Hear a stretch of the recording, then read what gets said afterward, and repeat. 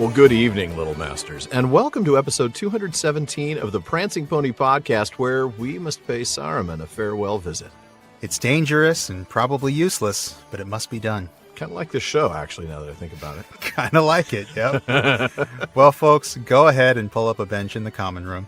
I'm Sean Marchese, the real-life Lord of the Mark, and I'm here with the Man of the West, who could look like me in your eyes if it suited his purpose with you, Alan Sisto. That may be, but why would I want to, Sean? I really have no idea why you would want to look like me. Well, folks, today we're going to be talking about the first half of The Voice of Saruman. Now, that's chapter 10 in Book 3 of The Lord of the Rings. Can't believe we're getting near the end of the book. Amazing. This is where Saruman comes forth and, well, frankly, maybe wishes he hadn't. Well, at least he doesn't come fifth, because there's only 5 wizards. wizards. Oh, wow. Wow. I really should be. Boom. Where's my rim shot sound effect? I know, That's right? Terrible. All right. Well, for those of you joining us for the first time, welcome. Mm-hmm. Here at the Prancing Pony podcast, we are working our way through J.R.R. Tolkien's Legendarium, a few pages at a time. Yeah, we study the details, make connections to other writings, talk about our favorite themes. And we have so much fun along the way, so we are glad you've joined us. We are indeed, and we hope you'll be glad you joined as well. But before we get back to the text, it's time to visit one of our guests in the North Wing. Today we're bringing you another new installment of The North Wing. Barlaam Butterbur had a room or two in the North Wing at the Prancing Pony Inn made special for hobbits. Well, this is our place made special for some of our listeners to give us a chance to get to know them. Rooms at the North Wing are hard to come by these days, so only our patrons at the Bombadil's Bequest and Círdan's contribution tiers are eligible. Now, if you'd like to be one of the next patrons to join us, be sure to check out patreon.com/prancingponypod. Absolutely, please do. We do have a little bit of a waiting list for the North Wing right now, but we'll get caught up to all those folks soon, and we will make room for more if necessary. Yes, we will. For now, then, why don't we welcome tonight's guest to the North Wing, Lucas Heinen. Hello. Hello. Hello, welcome. Yeah, thanks for having me.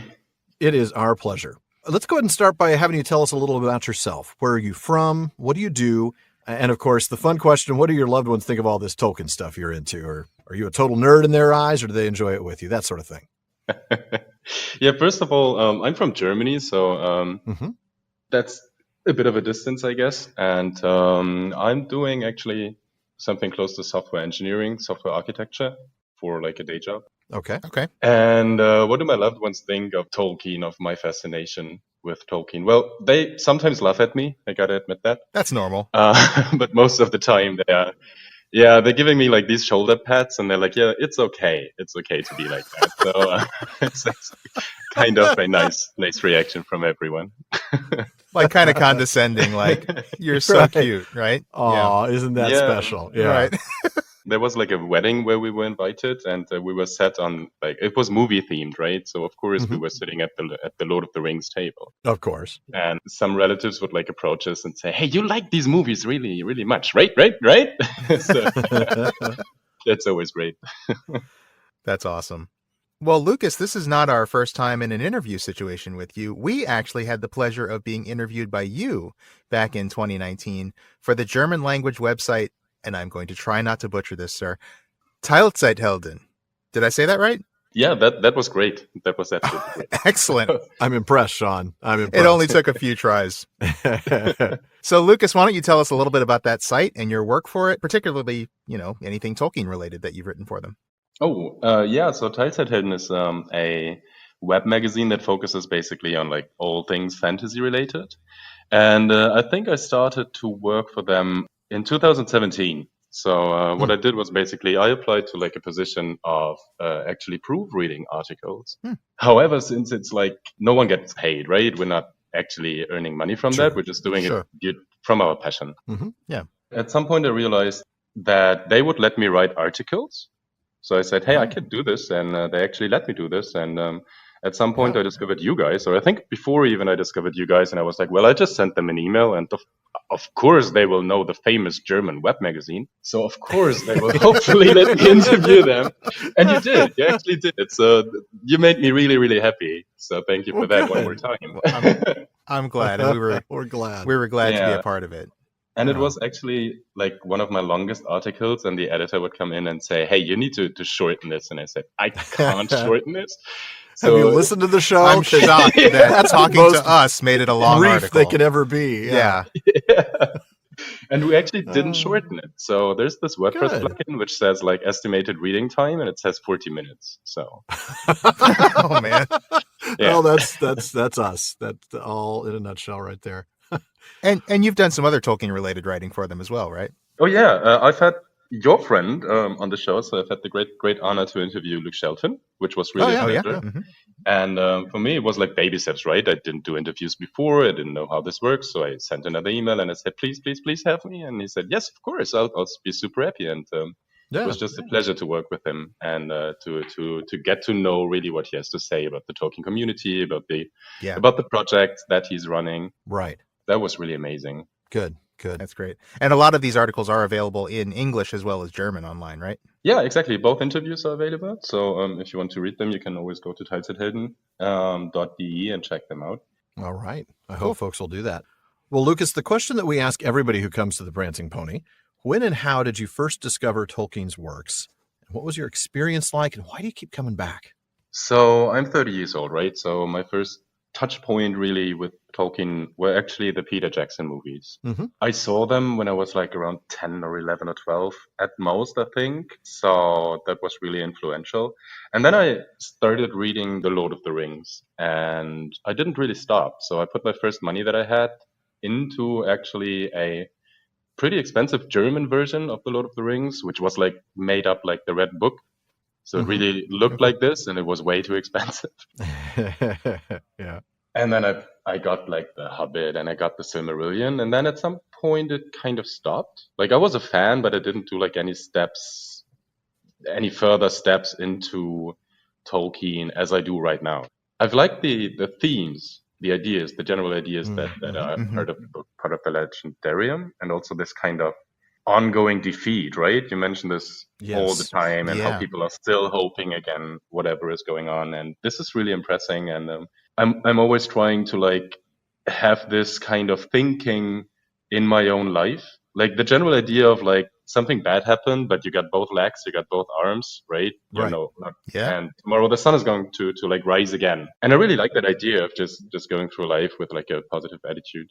Yeah, I think that's great. It's that hope, right? Yeah. We talk about that sometimes. You know, you may be going through the long defeat, but there's always hope. Aure and Tuluva.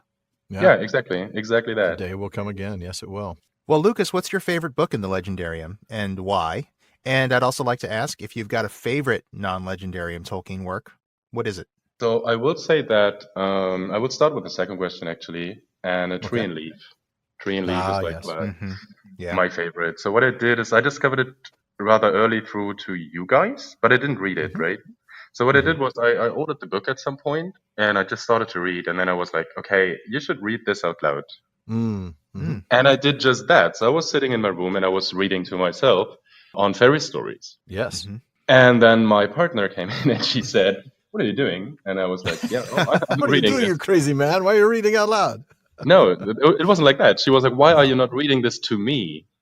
Oh, I love that. Even better. That's awesome.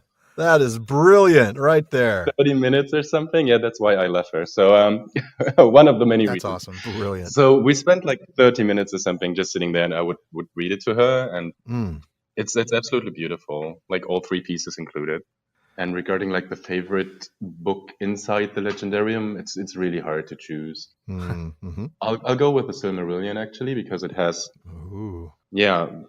like this great scale of things just going on, and you go through like 5 battles and multiple individual very tragic stories. Yes. Yeah. And it's just a pleasure to read, really. And of course there's this one chapter where you keep making jokes about, which is actually quite interesting, but of course a boring read. I'm sure you mean of Beleriand and its realms. Yeah. It actually is quite an interesting read. It's really probably more is. interesting to read than it was for us to talk about or to listen to us talk Yeah, about. exactly. Yeah, that is true. And it's just that you really have to read that with a map in your other hand. Definitely, Because otherwise it's just, mind-bogglingly difficult. Yeah, I think you need to be on the lookout for something. Like you have to be interested in something very concrete. Like I want to know where this is, and then you go to that chapter. That's an interesting thought. I think that kind of thing can really help you through the Silmarillion in general. Just sort of finding a hook and say, I'm going to look for this, look for references to this character, anything that foreshadows this character, like, Right. Like maybe looking for references to Feanor or anything that foreshadows like Tuor or Eärendil, or just looking for something specific that you can follow throughout. Yeah. That's a cool bit of advice. Yeah, it is. Yeah. And now it's time for our lightning round of quick questions and answers. So you know how this works. We'll ask quick questions and you can try to answer them quickly if you choose. Favorite scene or moment in the Legendarium?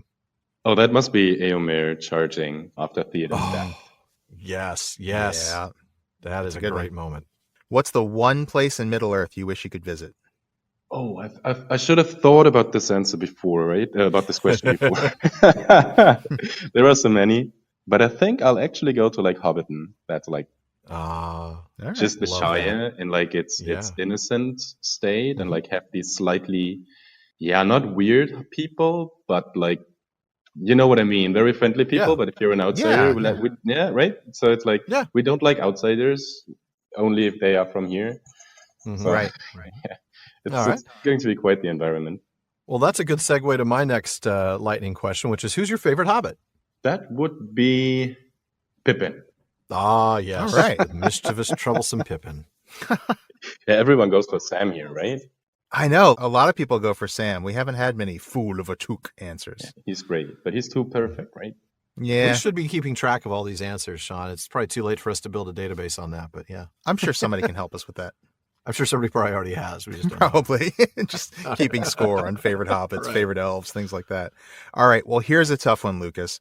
Would you rather hang out with the Noldor or the Teleri? But assuming this is the first age, and the Noldor we're talking about are not like, Feanor and his sons. Okay, fair enough. So like Fingolfin versus Olwe. Maybe some of the good Noldor versus your average Teleri. Oh, wow. So I am really bad at crafting, and I am really bad at swimming. So that's what I can do. Vanyar it is then. OMG Manway, right? Yeah. It's a tough one, but I think I'll go with the Noldor and just see what happens. Yeah, a little more adventure. It's true. You can always talk about linguistics or something, even if you're not good at jewelry making or crafting. Oh, yeah, right. Or I could start singing, right? That always helps. Yeah, of course. Exactly. Definitely could. Well, now, we all know that one does not simply walk into Mordor. But if you could, who would you choose to have at your side? Elendil or Gil-galad? Both of them having actually walked into Mordor. It's a good question. And neither of them having walked out. That's the challenge, isn't it? Yeah, and like if we think about it, like if I just choose one of them, wouldn't the other join in like this last alliance thingy anyway? It's sort of like asking if you want Beren or Luthien. They are they're going to come together. Yeah. I suppose. Yeah, but if I had to make a choice, I'd just go with Gil-galad because we know relatively much about Elendil, but we don't know so much about Gil-galad from my perspective at least. So I'll just ask some questions. That's a good reason. I'll be like the Pippin to Gil-galad. The Pippin to Gil-galad. I love it. Just asking him questions the whole just way ask there. The silly questions, right? Who is your dad, anyway? Who is your Oh, that's brilliant, Sean. Good one. Oh, man. Well, Lucas, those are some great answers, and we really, really appreciate you being here. Thanks so much for joining us here in the North Wing. But I think it's time for us all to head back over to the common room and join the rest of the listeners. Yeah, thanks for having me. Totally our pleasure. Thanks again, Lucas. And we'll see you back here someday, hopefully at a Questions After Nightfall, if not sooner. Yeah, of course. And now we return you folks to the podcast already in progress.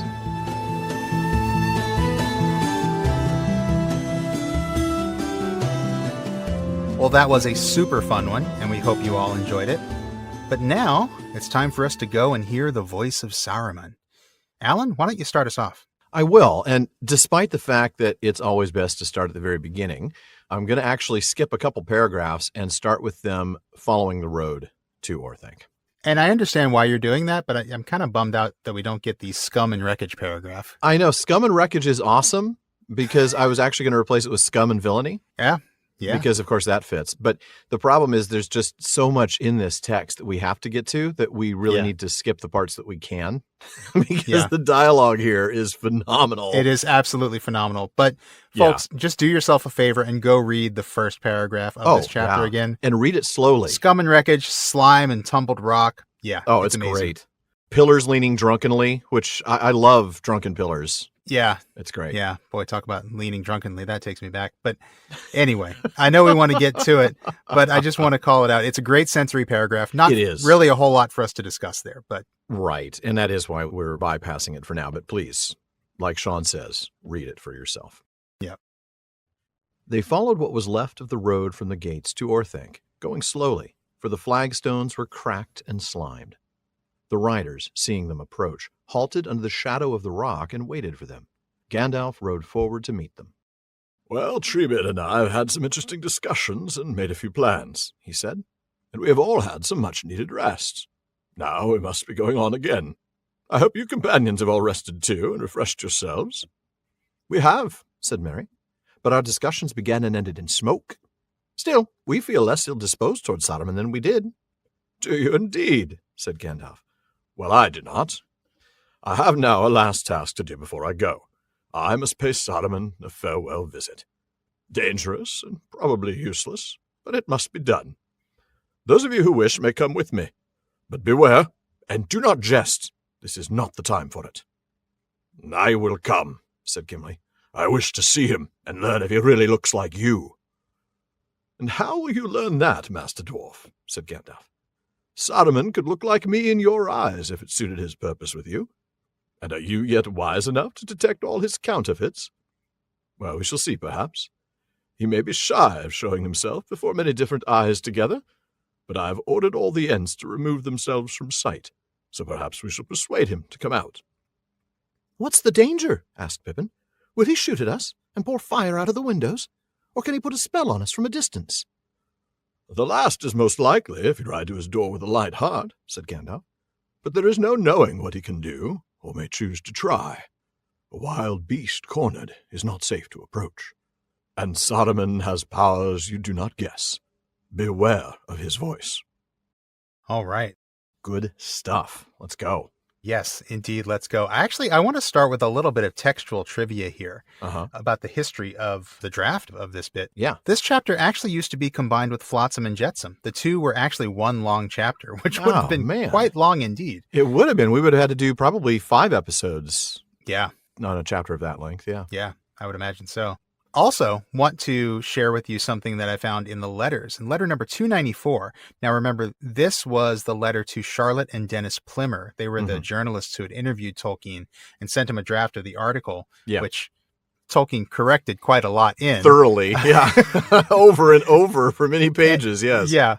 And one specific thing that he corrected was that they had originally written that in response to a criticism from C.S. Lewis, quoting Lewis as saying, "You can do better than that. Better, Tolkien, please."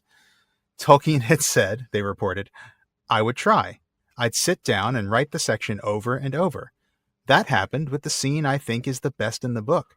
The confrontation between Gandalf and his rival wizard Saruman in the ravaged city of Isengard." Well, as it turns out, Tolkien's opinion was, well, as we hinted at, just a little different. He explained, "I do not think the Saruman passage the best in the book. It is much better than the first draft, that is all. I mentioned the passage because it is, in fact, one of the very few places where in the event I found Lewis's detailed criticisms useful and just. I cut out some passages of light-hearted Hobbit conversation which he found tiresome, thinking that if he did, most other readers, if any, would feel the same. I do not think the event has proved him right. To tell the truth, he never really liked hobbits very much, least of all Merry and Pippin, but a great number of readers do, and would like more than they have got." Which is interesting, except, of course, that he didn't really cut out a lot of passages of lighthearted Hobbit conversation. He just moved them to the new chapter preceding this one, Flotsam and Jetsam. That's right.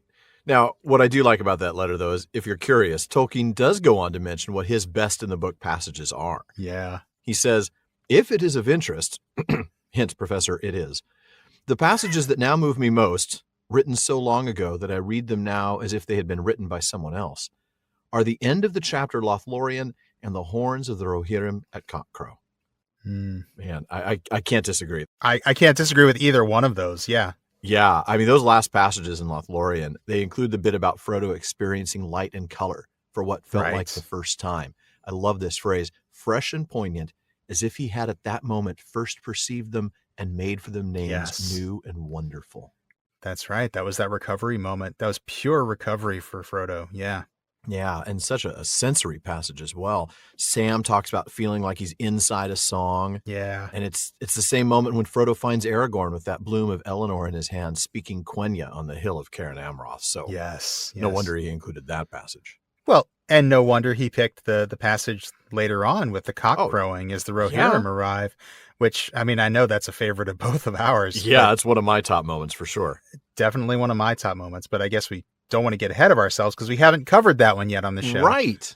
But we will get there in a couple of years. Mm-hmm. Boy, it's going to feel like just a week or two, isn't it? It is. I have a feeling we're going to just like turn around and suddenly we're going to be there. I know. But crazy stuff. Well, in the meantime, let's go ahead and get back to the text here in front of us today. So we do start off basically where we left off at the end of Flotsam and Jetsam. We've got the hobbits, although we didn't read this part. We've got the hobbits along with Aragorn, Legolas, and Gimli entering Isengard, despite it not being a cheery place. See above, re, slime, and tumbled rock.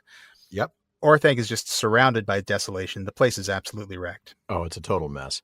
They see Gandalf and Theoden and decide to go meet them, which is probably the best call. Yeah. And Mary, at the end of that first paragraph before you started reading, gives a very real warning about watching your feet. You know, be careful. There's lots of loose slabs. You can fall down a hole. That's right. That is a very real danger here. Yeah. But now they're seen by the riders who wait, and Gandalf approaches them. And he explains that, you know, we've been making some plans and we've had some interesting talks with Treebeard. That's right. And of course, we've rested as well, and hope you have too. I love this, though. Mary, thanks to some good food and some smoke, is less ill-disposed towards Saruman. But that's so funny. Gandalf. It's such a hobbity kind of understatement, isn't it? It really is. I'm less ill-disposed. Yeah. You know? Yeah. And Gandalf, you're right. Gandalf is like, not me. Yeah, no, sorry. Very bluntly. Yeah. Still very ill-disposed. Wait, did I say blunt? Oh, sorry. Oh, yes, man, that was an accident, but yeah. But yeah, Gandalf then explains, look, you know, I'm not less ill-disposed towards him, and I've got something to do right now. I need to pay Saruman a visit. That's right. Like we said earlier, it is dangerous and probably pointless, but it's necessary. It is his job, as we'll see. Yeah. Yeah. And folks, you're welcome to come with me, but beware. Yeah. And also be aware that this is not a time for joking. Why do I get the feeling he's just staring down Pippin as he says this? Like he's not even looking anywhere else. By the way, fool of a toque, this is not a time for joking. That's a very good point. I had originally just thought that was just Mary, because, you know, Mary had just made a joke about feeling less ill-disposed. That's true, but yeah, I think we all probably know. Just hobbits in general. It's probably just like, yeah, maybe. What's the line from the movie? And it's best if you just don't say anything at all. Don't say anything at all. Yeah, I love that. Don't tell him anything about Aragorn. And don't tell him anything about Boromir. You know, just keep your mouth shut. Right. I love exactly. that. It is good. But Gimli says, hey, I'll go. You know, I want to see if Saruman looks like Gandalf. That's a strange thing to care about right now. That is kind of a strange thing. But, you know, if you recall, he was very confused by the appearance of the old man. Well, who can forget? Yeah, of course. Oh, the old man. Don't forget the old man. Don't forget the old man. Does he look like Gandalf? I don't know. Well, you know, he was so confused by his appearance that when he did encounter Gandalf the White, Gimli was ready to put a dent in his hat. Right. So, yeah. Clearly. And so, yeah, all kidding aside, it makes sense that Gimli wants to go and he wants to just see, you know, are all wizards alike? Right. What's all the fuss about? And is this guy, does he look a lot like Gandalf? Right. Do they all look the same to me? Right. Exactly. And Gandalf points out something very interesting. It's like, what makes you think that you could actually tell the difference? He points out that Saruman could actually look like me to you, Gimli, if he wanted to. You know, wizard. Yeah, it's a wizard, exactly. Not that he could change his actual appearance, by the way, just that he could change how Gimli perceives his appearance. Right. Yeah. Right. And that's why Gandalf says to you. He could do that to you. Mm-hmm. And this is right in line with him being Dwemer crafty. We've seen that description of Saruman before. And remember that word Dwemer comes from an Old English word, Dwemor, meaning illusion or delusion or sleight or magic. That's right. So it's all this idea that Saruman can be an illusionist. He can influence your perception of him. Mm-hmm. But of course, you know, there is a crowd, and it's possible that he could be too shy to appear. Because he's too shy, hush, hush, I do I. Wow, Kajagoogoo. That's right. I didn't see that one coming. Wow, talk about your one-hit wonder right there. Yeah, seriously. I'm sure somebody out there is going to remind us of all the other Kajagoogoo hits, but that's the only one I know. Shy, hush, hush. Now I can't get that song out of my head. You started it. I know I did. You started man. I'm mad at myself now. You know what I thought of No? when Gandalf says maybe he's, nervous about being seen by so many different eyes together. Mhm. Is this like Kosh in Babylon yeah. 5? Remember how like he doesn't want everyone to see him at once because his Right. appearance will be different to everyone. He's going to look like, well, I don't want to spoil it for anybody who hasn't Yeah. watched B5, but he's going to look different to everyone who sees him. That's right. I'd forgotten about that. Yeah, Oh, and in all man. seriousness, I wonder if being seen by too many together would affect his Dwemercraft. It would make it maybe harder for him to sustain To maintain the it. illusion. Yeah. Yeah. Right. That's Yeah. an interesting point. I bet you're right. Yeah. So anyway, back to the text. Gandalf says at least the Ents won't be in sight. Well, so we do stand a chance. Saruman's not going to want to come out if they're around, as we'll No. see. He calls Quite. them wild wood demons later on, which is a great Not name to their for them. face. No, it's true. He doesn't say it to their face. To their 14-foot tall face with the No. really mystical eyes. Yeah. Very well said. Yeah. So Pippin, kind of naively, I think, asks what the danger is. He's very lighthearted about it. What are we going to be shot at? Is he going to pour fire out on us, or is he going to cast a spell? All of the above and not necessarily in that order. Right, exactly. It's easier to Yeah. pour fire out on you if you're standing still as the result of a spell. Yeah. Yeah. I don't know. Is it, I guess it's Pippin, so it's probably naivete. Yeah, I it's think Pippin. so. Or is it just like he's just unsure which of those specific dangers is really the one? I don't think he takes any of them seriously. Yeah, maybe not. You could be Yeah. right. But, Gandalf says, no, the last one is the danger, especially if you don't take this seriously. The idea Yeah. that he could put a spell on you. That's right. And he is like a cornered animal at this point. Yeah. He's unpredictable. We've all heard this simile before. He's like Right. a cornered animal. Who knows Yeah. what he's capable of at this point? That's right. I mean, he's going to pull out all of the stops here at this point. Absolutely. Right. Absolutely. And it is not safe to approach him. No, and we get this oblique mention of his powers, but we do get a specific mention of one power that we all know about, his voice. That's right. And that is where I'm going to have you pick up. Well, you're going to skip a paragraph, actually a couple of them, which is a shame again, because folks, these are great paragraphs. So read about the description of Orthanc. It is amazing. And the 27 stairs. And no, we have no idea why it was 27. I was going to quiz them and ask them to come back and tell us how many stairs. How many stairs? Yeah. See who was paying attention. We'll talk about them a little bit because that is the section of the text that we're looking at, but we're not going to True. read all of it because there's just too much dialogue to read. There is. So, yeah. All right. Fire away, Sean. At the foot of the stairs, Gandalf and the king dismounted. I will now go up, said Gandalf. I have been in Orthanc, and I know my peril. And I too will go up, said the king. I am old, and fear no peril any more. I wish to speak with the enemy who has done me so much wrong. Eomer shall come with me, and see that my aged feet do not falter. As you will, said Gandalf. Aragorn shall come with me. Let the others await us at the foot of the stairs. They will hear and see enough, if there is anything to hear or see. Nay, said Gimli. Legolas and I wish for a closer view. We alone here represent our kindreds. We also will come behind. Come then, said Gandalf. And with that he climbed the steps, and Theoden went beside him. The riders of Rohan sat uneasily upon their horses, on either side of the stair, and looked up darkly at the great tower, fearing what might befall their lord. Merry and Pippin sat on the bottom step, feeling both unimportant and unsafe. Half a sticky mile from here to the gate, muttered Pippin. I wish I could slip off back to the guardroom unnoticed. What did we come for? We are not wanted. That's a fair analysis, actually, Pippin. It is. I feel bad for him, but it ain't wrong. I do, yeah.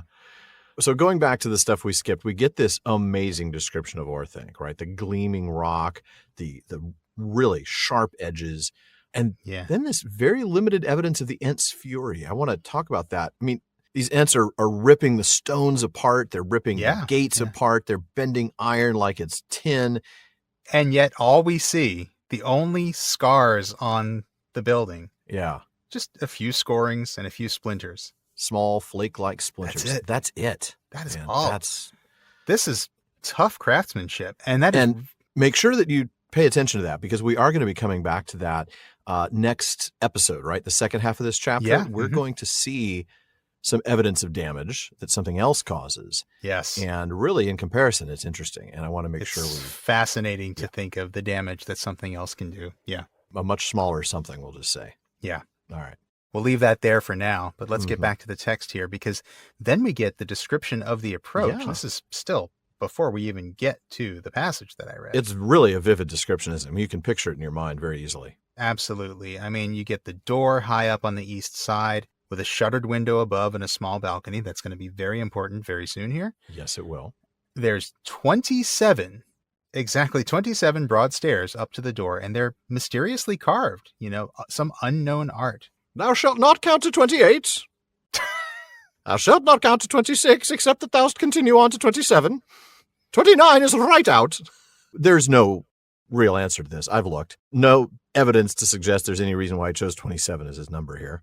No, there's nothing that I can think of. I mean, the only thing that strikes me as special about the number 27 is that it's 3 cubed, Yeah. 3 times 3 times 3. That's true. And if you're a Dante fan, that probably feels somewhat significant to you, because Dante's got a lot of 3s and so forth. But I don't know that there's any specific numerology at work here. And keep in mind, folks, it would be numerology related to the Numenorians who built this place, not True. Yeah, to not to Saruman. Saruman. Yeah. But why Tolkien uses this, I think just maybe because it's a nice mystical sounding number. And it's a big number. I think we're trying to see this is a very large staircase. Yeah, I mean, you don't want to just do like 9 stairs. That's not No. enough. Even if you wanted to play around with 3s, you're not going to do 3. You're not going to do 9. Probably not even going to do 18. Let's do 27. That's a nice long staircase. Yeah, it really is. And I think that's the whole point here, is we're trying to show that the door is Yeah. really elevated very high above the ground, as the text says, in the angle of 2 piers. I still think Tolkien might have chosen 27 just because it sounds mysterious. It sounds mystical. It does. Yeah. But I don't think there would be any specific symbolism to it. Yeah, I agree. And if there is, it's completely hidden from us. But, Right. well, that's kind of a low bar. I think we've gotten better. We but do try, okay. though. We really do. try. I looked. I studied. We'll get to something about that next week, too, with the crowns of 7 kings. Same thing. Just disappoint you now. Might as well tell you. Yeah. Yeah. So, all right. Well, then we get this description of the windows, which are interesting, all right? The embrasures in the climbing walls. Just to give you a little bit of an explanation on that. An embrasure is narrow on the outside and it's wide on the inside. They were defensive things. We've talked about the crenellation at Helm's Deep, for instance. Yeah. Similar, this is another castle type of defense. It's for an archer or a gunner to be able to maneuver inside so that he can point to the left or point to the right while under maximum cover. So picture a narrow window on the outside, wedge-shaped opening on the inside to the wider opening. That makes perfect sense. And you've actually picked up on something that I wanted to talk about, which is contrary to what we would usually think of as windows. These windows were unglazed. They had no glass in them. Hard to shoot through the glass, yeah. Yeah, most windows were unglazed until the late Middle Ages, and these would have Right. been no surprise. I wanted to call that out just because there are several references to the windows here, Yeah. and I don't want anybody thinking that there's glass in these. These are openings. Yeah, Wormtongue's not having to open up the shutter, No. to throw something out later. Right. He might open up the shutter, but he doesn't have to open up the pane. That's what I meant. Yeah. You're right. Yeah. You could shutter it, but yeah. Yeah. So Gandalf says that he'll head up the stairs. Mhm. After all, he knows the place. He's been in Orthanc, as he says. Yeah, he has been. To be there, fair, hasn't he? not exactly a willing guest for most of his stay there. He wasn't exactly over for tea, but No. we'll touch on that in a bit. That we will. Theoden wants to go. He has no fear, and he decides wisely to take Éomer with him to help him. And we'll see that's a big thing that he does that, right? I mean, it really does help him, I think. Yeah, absolutely. But then Gandalf, of course, says, well, if you're going to bring Éomer, I want to bring Aragorn. And then he suggests that the rest stay, doesn't he? Yeah, but then Legolas and Gimli say, we're going too, as representatives of their kindreds. Right. But the rest do stay. The riders stay, and Merry and Pippin stay back, interestingly. Yeah, it really is. I mean, the riders, they stay back and they're looking at Orthanc darkly. They're afraid of what might happen. Yeah, well, I mean, think of it. They know that Saruman is dangerous. Mm-hmm. They see Theoden going up there with Éomer. So that's the king and the heir right the there. king's heir, that's right. Yeah. And of course, there's Éowyn back home, and things will be fine if both of these guys die here. But they don't want to see both these guys die. No. They love these guys. All right. That's really interesting. Mm-hmm. But then Merry and Pippin, I noticed that they're not really afraid exactly. No. But they do feel unsafe and unimportant. They're kind of like, why are we even here? Why are we here? Can't we just go back to the guardhouse and eat and smoke some more? Right. Basically. Of course, that's what they're saying. But, I've got to think, though, if Legolas and Gimli are allowed to go as representative of their kindreds, well, who represents hobbits? I mean, really, if that's why Legolas and Gimli are allowed to go, shouldn't one or both of them have come as well? It would seem fitting, wouldn't it? I mean, unless you want to try and make an argument that, hobbits came from men, but Yeah. nowhere else do they get lumped in like that. No, not really. I mean, if they're representative of their kindred, they should be there. But by the same token, these are the two guys that Saruman tried to kidnap, so maybe it's not such a good idea. Keep them away. Yeah, there is that. Yeah. Honestly, it ends up a good thing that they're not there, doesn't it? It ends up being a very good thing. Yeah. So do you know where you could slip off back to unnoticed? That's right, folks. It's our website, prancingponypodcast.com. That's right. We don't want you feeling unimportant or unsafe. No. So we have got all the good stuff there for you. Not food and tobacco, but we've got show notes, outtakes, Prancing Pony ponderings, as well as our online storefront where you can get PPP shirts, mugs, stickers, and more. And, of course, one of the best resources we have there, and it really is a good one, is our library page. We love the books here at the Prancing Pony Podcast. That's no secret. And we want to make sure that you can get your hands on the books that we mention here. Yeah, we may talk about a lot of Tolkien-related stuff on the podcast, but at heart, Alan and I are fans of Tolkien's books and books about Tolkien. That's why we have the library page with links to every book we've ever mentioned on the show. Now, we do make a few pennies from the purchases you make from those links, and we thank you for your support. Now, look, lots of things can make your workouts hard. Extra resistance, double speed, 1 more mile. Your socks shouldn't, though. And that's why Bombas Performance Socks are built to be nothing but comfortable and supportive. Bombas Performance Socks have taken all those amazing innovations that make them the comfiest socks around and added their special Hex-Tech performance technology. Moisture-wicking yarn, temperature-regulating vents that allow cool air to flow in and prevent your feet from overheating. There's a pillow-like tab to keep you from getting blisters, a special arch-hugging system, and really effective stay-up technology. Yeah, no doubt about that. And then there's the extra layer of cushiony comfort on the bottom that gives Bombas Performance Socks just the perfect amount of support. And they come in different styles for every sport, with special features designed in to help maximize performance.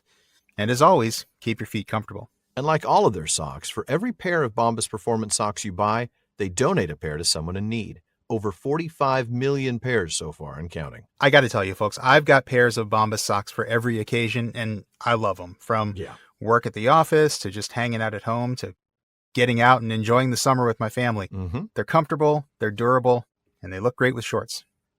They do. And I've actually gotten several more since the last time we did an ad for them. I've even bought one of their t-shirts. They've got shirts now. They're great, really comfy. Oh, yeah. But their socks are phenomenal. They're the only socks I have that actually do stay up. Yeah. There's for some reason, everything else just sort of falls down after a few wears, after a few washes. But whether it's the merino wool or just the regular socks, the cycling socks, it just doesn't matter. They're all great. All look great and just stay up great and are just incredibly comfortable. And they're super comfy, exactly. So go to bombas.com/PPP today and get 20% off your first order. That's BOMBAS.com. Bombas.com/PPP for 20% off your first purchase. Bombas.com/PPP.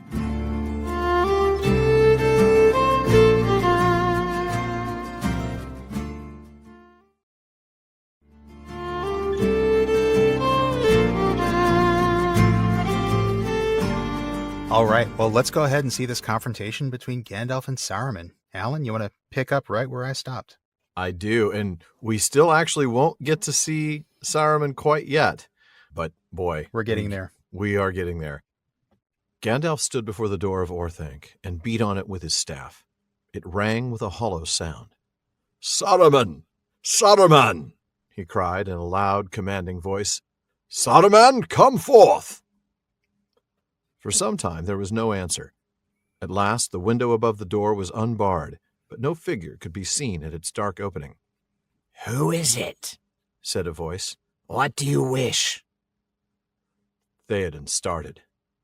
"I know that voice," he said, "and I curse the day when I first listened to it." "Go and fetch Saruman, since you have become his footman, Grima Wormtongue," said Gandalf, "and do not waste our time." The window closed. They waited. Suddenly, another voice spoke, low and melodious, its very sound an enchantment. Those who listened unwarily to that voice could seldom report the words that they heard, and if they did, they wondered, for little power remained in them. Mostly they remembered only that it was a delight to hear the voice speaking. All that it said seemed wise and reasonable, and desire awoke in them by swift agreement to seem wise themselves. When others spoke, they seemed harsh and uncouth by contrast. And if they gainsaid the voice, anger was kindled in the hearts of those under the spell. For some, the spell lasted only while the voice spoke to them, and when it spoke to another, they smiled, as men do who see through a juggler's trick while others gape at it. For many, the sound of the voice alone was enough to hold them enthralled. But for those whom it conquered, the spell endured when they were far away, and ever they heard that soft voice whispering and urging them. But none were unmoved. None rejected its pleas and its commands without an effort of mind and will, so long as its master had control of it. All right. Let's talk about that. Well, yeah, we've gotten a little bit closer to the confrontation. Still not quite there yet, as you said. But we do have Gandalf commanding Saruman to come forth. I mean, there's no answer. No. But it's not that Gandalf lacks the authority, as we'll see later. And honestly, we can see a bit of it here, too. Yeah, we're getting a hint of it now, and we're going to get some more as the chapter progresses, especially next episode. Yeah. Now, eventually Wormtongue comes to the door and is told to go fetch Saruman. I love that small Theoden moment that he regrets ever listening to this snake. Oh, great stuff right there. Oh, that's absolutely fantastic. And you got to be thinking to yourself, like, Wormtongue is probably thinking, like, oh, I didn't realize Theoden was there. Okay. Yeah, oh, I better go hide. Yeah. I'm busted now. Yeah. Not like you weren't already busted, but. Well, no. And then we get this nice long paragraph describing Saruman's voice. Oh, yeah. And this is worth spending some time on. And we're going to, folks. A lot of time. Yeah. First of all, there's just the sound of the voice itself. It's low, it's melodious, it's enchanting. It's really easy on the ears. It is. I don't know anybody who has a low, melodious, enchanting voice. Do you, Sean? I don't either, Alan. No, it's a delight to listen to it speak, which obviously rules us out.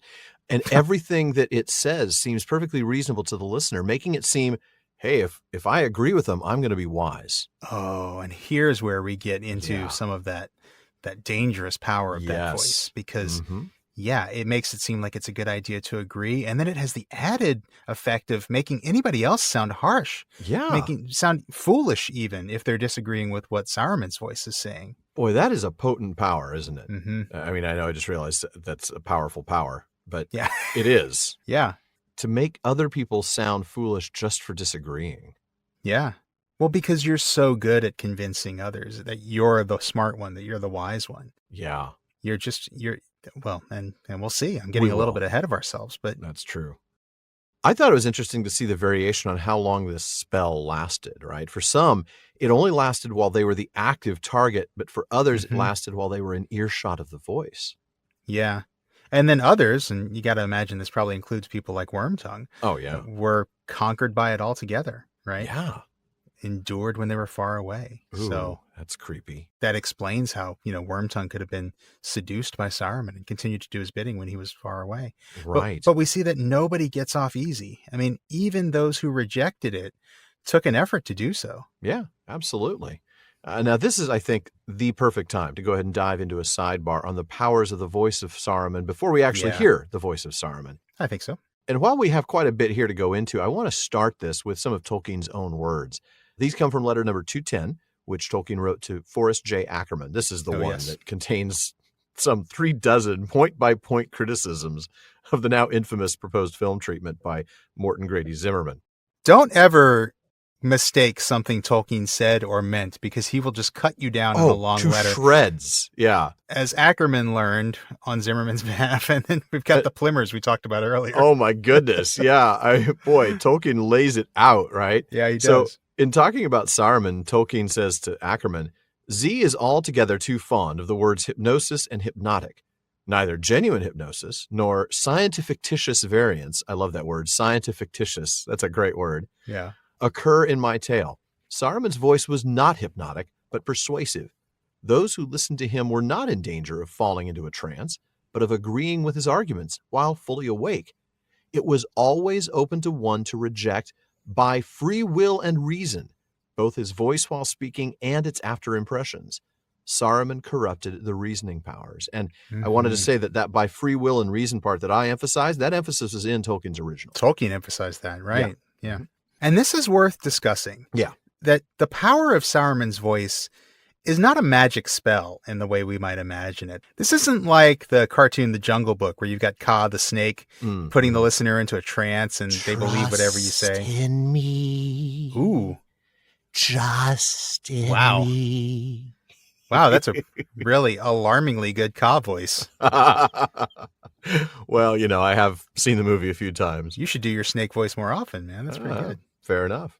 It's also not like the dominate spell in D&D, by the way. Just want to make No, that's a good point. And in fact, since you bring up the dominate spell, and since Tolkien uses the word spell a few times in this chapter, it's worth remembering that the word spell once upon a time just meant speech or discourse. That's true. Yeah. And in fact, until the late Middle Ages, spell did not mean specifically a magic incantation. Right. I also think that this reference to a juggler's trick is very telling. Isn't it? Yes. Men who see through a juggler's trick while others gape at it. Very much like sleight of hand. Yeah. Yeah, exactly. This is trickery. This is sleight of hand. You said sleight of hand. I was going to say illusion, but it's not illusion. It's just a trick. It's a shell game in a way. Yeah, exactly. Yeah. Look here, and while your attention's here, I'm going to do this other thing. And except he does this with words. Right. Right. It's misdirection. It's all those things. It's mind tricks. Yeah. I mean, it's simply masterful persuasion, right? Yeah. But I think the thing that we take away from letter 210 here, most importantly, is it is able to be rejected. And if you look at Tolkien's words on this, these arguments could be rejected by free will and reason. Yes. Yeah. Yes. And this is another reminder of the nature of free will. It is, isn't it? You have the ability to overcome this persuasive technique, this power that Saruman has. Yeah, both while he is speaking and later. Yeah. Even if it gets you at the time, its after impressions can be rejected. Yeah. You just have to choose to act on it. That's right. But I think all of that shows us that it is his rhetoric that makes Saruman a danger and not his magia. And that's where we're going to spend a little time here in this sidebar as we bring in an article from a 2010 issue of Mythlore. J. Ruud wrote The Voice of Saruman, Wizards and Rhetoric in the Two Towers. And I want to give a hat tip here to research assistants Tanya Pleshkova and Thomas Karat, who each pointed us in this direction. Yeah, so Ruud points out that the very nature of the mission of the Astari actually requires them to be skilled in persuasion. Yeah. Going back to letter number 202, we read that the wizards were limited in their ability to demonstrate their Ainur power, remember all that stuff, so that they would do what they were meant to do, which is train, advise, instruct, arouse the hearts and minds of those threatened by Sauron to a resistance with their own strengths, and not just to do the job for them. That's right. As Ruud puts it, they must seek to convince the various folk of Middle-earth that they are better off resisting the power of the Dark Lord than submitting to his sovereignty. So get the rhetoric going and dust off those persuasion skills, because that's pretty much all you're supposed to be doing here, Saruman. That's it. That's right. That's it. That's all you're allowed to do. Yeah. Now we're going to talk about some of the specific rhetorical devices that Saruman uses as we come across them. Yeah. So this is actually kind of an unusual sidebar for us in that it's going to spawn many sidebars throughout the rest of this episode, but we think you'll like it. We do. And in the meantime, it's also worth observing that the nature of Saruman's power is not constructive in the sense that it creates a result, but destructive in the sense that it relies on the corruption of one's ability to reason. It's a negative instead of a positive. Right. In a way, he's like the ultimate charmer. Yeah. Which is interesting because the reader doesn't see him as charming in any way, really. No, I mean, he's like the seriously creepy old uncle, but somehow he charms people. I don't know. This reminds me of somebody. I'm thinking a charmer. Ah, yes. After the destruction of the trees in Valinor, a large crowd gathers to hear Feanor speak. Yes, the original creepy uncle of Middle-earth. That's right. Of course. This is what we read. Feanor was a master of words, and his tongue had great power over hearts when he would use it. That's right. And a little later, we're told, at length, after long debate, Feanor prevailed, and the greater part of the Noldor there assembled, he set aflame with the desire of new things in strange countries. And also, yet all was done in overhaste, for Feanor drove them on, fearing lest in the cooling of their hearts his words should wane and other counsels yet prevail. because, of course, his arguments could be rejected by free will and reason, the limited free will that the elves had. Mhm, But yes, yeah. And then, of course, much later than that, after they do get across, Angrod ends up explaining to Thingol that they had become as if besotted with wine in listening to Feanor's words. Yeah. So Feanor certainly seemed to corrupt the reasoning powers, as Tolkien said. Yeah, he sure did. And that takes us back to that important last line in Letter 210, Saruman corrupted the reasoning powers. But what does that mean? Well, we've got a possible answer in another essay that we'll talk about a few times over the rest of this episode, and that's by Dennis Wilson Wise. And the essay is called Harken Not to Wild Beasts, Between Rage and Eloquence in Saruman and Thrasymachus, published in the Journal of Tolkien Research. Wise compares Saruman's persuasive arts to the sophists of ancient Greece. That's the Thrasymachus referenced in the title was one of those sophists. These were philosophers who charged high fees to teach young people how to argue like them, which people like Plato and Socrates saw as basically all style and no substance. It's like a lot of questionable reasoning and persuasive rhetoric. Well, Wise says there is nothing magical about Saruman's speechcraft. It is neither supernatural nor supernormal. Anyone with skill, talent, and patience can learn the speechcraft possessed by Saruman. Such a skill has wide applicability in an age of sound bites, memes, and mass media, but it is the most ancient of arts. Plato levels the same charge against the sophists. And elsewhere in the essay, Wise says, the power to control appearances through disguise signals nothing compared to the power to control appearances through speech. Oh, man. Wow, that's relevant today, isn't it? It certainly is, yeah. Yeah.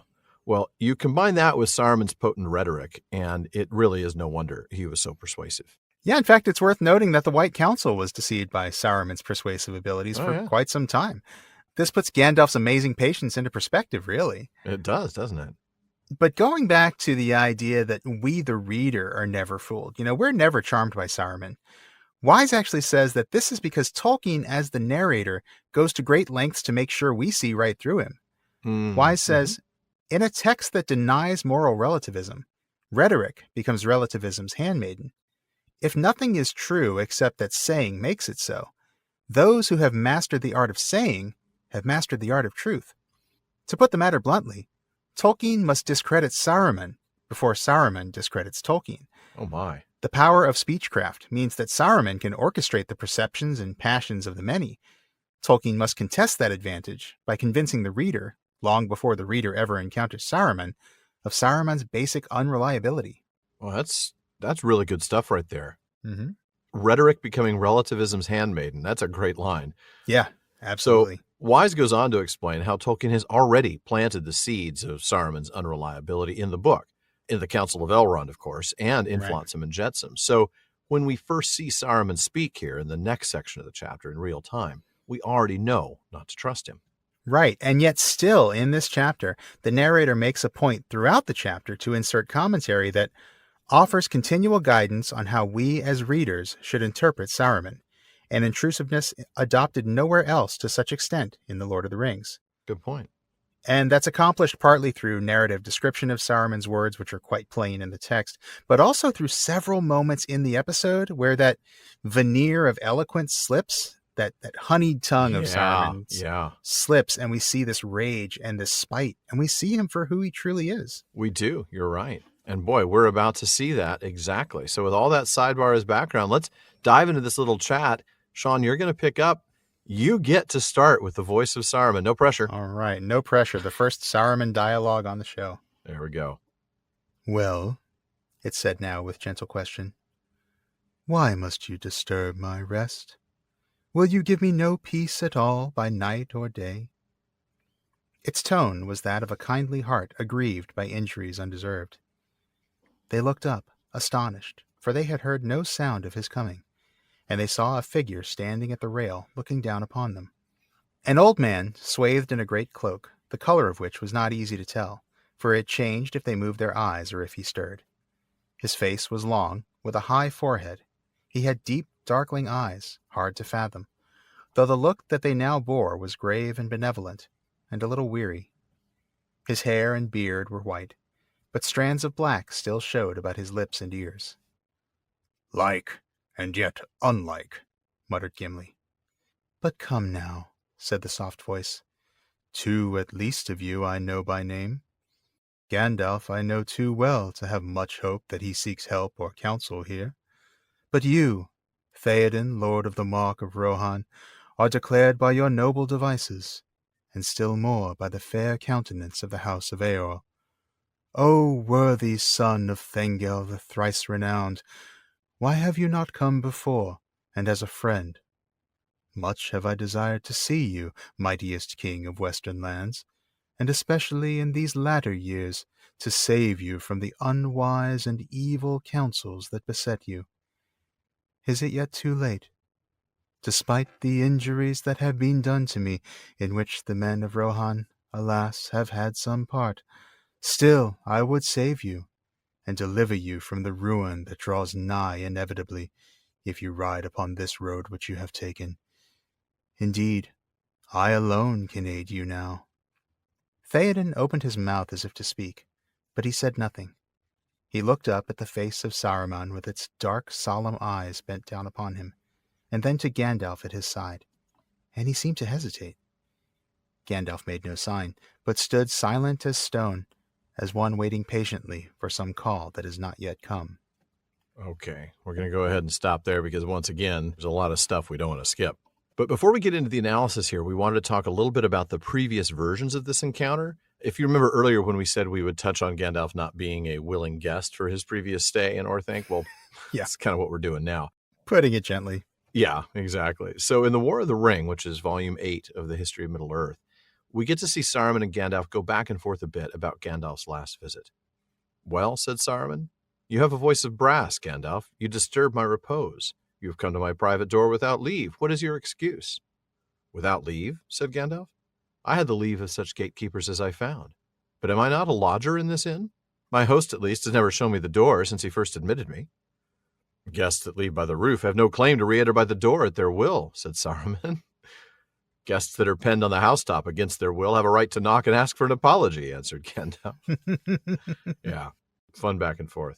Yeah, and of course the last parts of the dialogue are still here, but they're moved to later in the chapter. And we're going to cover those next episode. Yeah, and slightly changed, but still, you'll recognize them for sure. Yeah. So then we get the final moment that we've been waiting for, Saruman speaking. And finally, before we even talk about his words, observe the description of the tone, right? Mm-hmm. The gentle question. The tone was that of a kindly heart aggrieved by injuries undeserved. Oh, he lays it on so thick. Boy, he does, doesn't he? Yeah. And then they see him. Uh-huh. And notice that he only comes to the balcony, Yeah. allowing him to literally look down upon them. Yeah. Although I have to say, it's a far cry from the movie where he's at the top of the tower, which A 500-foot tall tower. I have no idea how they even had a conversation that way, but it looks cool. Did he have a megaphone with him? Yeah. Seriously. And so we get the description of him. He's an old man, swathed in a great cloak of unclear color. Remember, the shifting color here, but remember, he was Saruman of many colors. That's right. That's right. And we see this long face, the high forehead, these deep, dark eyes. Mm-hmm. And then this look that's on his face, this look of seriousness, benevolence, and weariness. I find it interesting that he's able to convey this broad of a range of expressions with just a look. Mm-hmm. Pretty powerful. Yeah. Yeah, very much so. And then we get his hair. You know, he's got white hair and beard, but he's got strands of black near his mouth and ears, which I have to imagine makes him look a little bit younger than Gandalf does, right? Yeah, I think so. You know? Yeah. And Gimli observes that he looks similar to and yet different from Gandalf. I know, like and yet unlike. You know, there are some similarities, but there are some big differences as well. Yeah. Yeah. And this is a reminder that they are of the same kind, much like Ents, who are similar in a way, but also very different. That's true. You know, wizards are similar but different. Mm-hmm. And then we get Saruman speaking first about Gandalf, but dismissively, right? Before he moves on. Yeah. It's like, well, I know you're not here for my help or counsel. Gandalf. Okay, well, whatever. Moving on. Yeah. And I think this is really important. He moves right past Gandalf. He knows that Gandalf is not a target at this point. Mm-hmm. He goes straight for Theoden. That's right. And he just lays the flattery on him. He talks about his noble devices, the fair countenance of the house of Eorl, the worthy son of Thengel. Yeah. And the message is real simple. It's basically, I hope it's not too late to save you. Yeah. That's what I'm all about. That's right. I've been done wrong, even by you. Yes, you've had some part in it, but look, I still want to help. Can you hear me rolling my eyes? Because I'm rolling Oh, my eyes. Yeah, it's it is. ridiculous. I mean, he's got the shovel and he's just piling it on. He sure is. But he does it so well. Although Mm-hmm. this last line is revealing. Isn't it? Indeed, I alone can aid you now. Oh, wow. Beware anybody who says that, I would say. It's a really good point. Yeah. Yeah. Well, let's look at this passage in light of our earlier talk about rhetoric and how we said this is going to spawn little mini sidebars here and there. Mhm. This is one of them. Here he uses pathos in his appeals to Theoden. First with the irrelevant flattery, but then with the appeal to pity, right? The injuries that have been done to me. Mm-hmm. And I love the way Ruud points this out in the article. He says that this sounds a lot like the fellow who murdered his parents and then appealed for clemency on the grounds that he was an orphan. Yeah. I Right. love that. That was great. Yeah. The injuries that have been done to you because you started a war. Right. Yeah, that's going to happen, man. Yeah. But just like the flattery being irrelevant, so is this. This appeal to pity is not relevant to what he's trying to get from Theoden. Right. And then we also get more pathos here with this appeal to fear with the Right. threat of Sauron. And this last one is also a false dilemma, or also called a false dichotomy. Right. Basically, either submit to Saruman or be defeated by Sauron, as if Right. those are the only two options. which they're Exactly. not. Setting it up like that. Like if you don't submit to me, you will be Right. defeated by Sauron. Right. Right. So Theoden takes his time to respond. And when he does, he starts to speak, but then he says nothing. He kind of opens his mouth, sort of that. Yeah. Yeah. And then he looks from Saruman to Gandalf, who is also Yeah. completely silent. Boy, that's a moment, isn't it? It is. Gandalf being silent. Yeah. Well, and rhetorically speaking, the silence is fitting for Gandalf. Mm-hmm.